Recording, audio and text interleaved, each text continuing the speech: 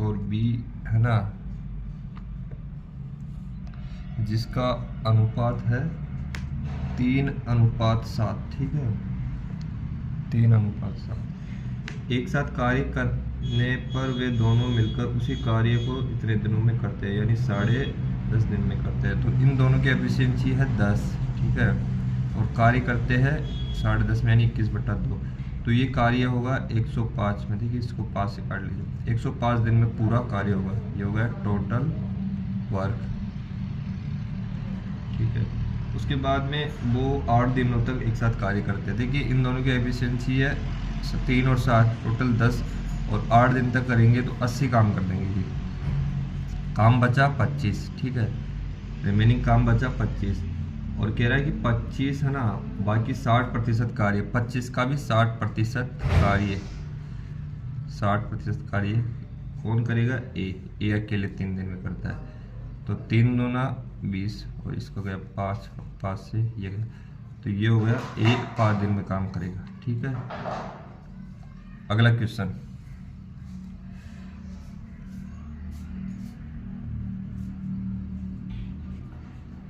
जैसे 60 रुपये प्रति किलोग्राम वाली चीनी को 42 रुपये प्रति किलोग्राम वाली चीनी में किस अनुपात में मिश्रित किया जाए जिससे मिश्रित चीनी पर 56 प्रति किलोग्राम के प्रति बेचने पर 12% का लाभ होता है, ठीक है।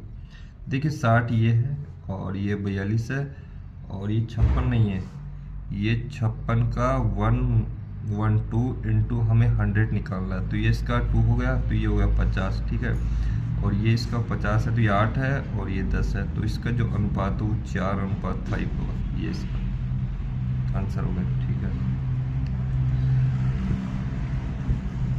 नेक्स्ट क्वेश्चन है, एक वस्तु को किसी मूल्य पर बेचा जाता है, यदि उसे मूल्य के इतने रुपए में बेचा जाता है तो 33.5% की हानि होती है। यदि वस्तु को मूल बिक्री मूल्य के 60% पर बेचा जाता है तो लाभ प्रतिशत कितना होगा? देखिए इसके मूल्य पर बेचा जाता है तो कॉस्ट प्राइस मान लीजिए 300, ठीक है, तो सेलिंग प्राइस मान लीजिए 100, ठीक है, और कह रहा है 33.5% की हानि होती है।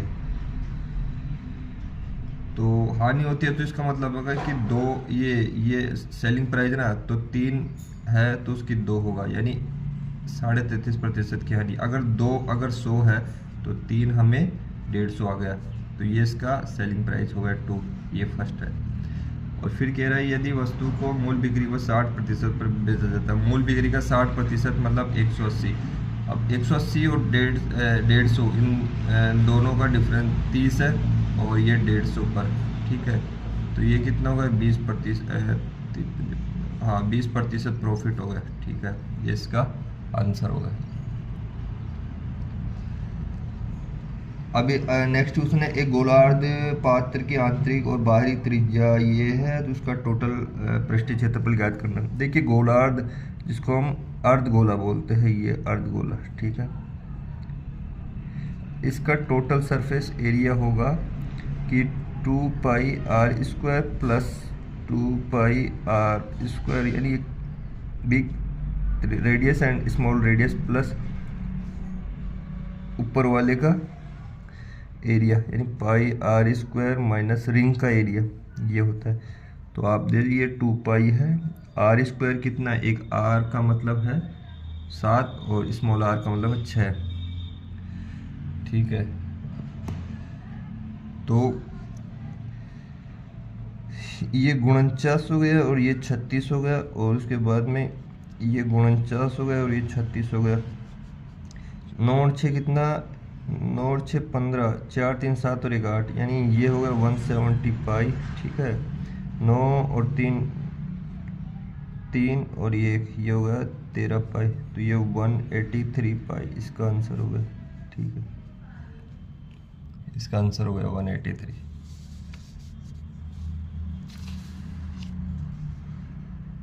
उसके बाद में नेक्स्ट क्वेश्चन है कि ए और बी की आय का अनुपात, ये ए का ये मान लो, बी का ये मान लो, कितना 5:7।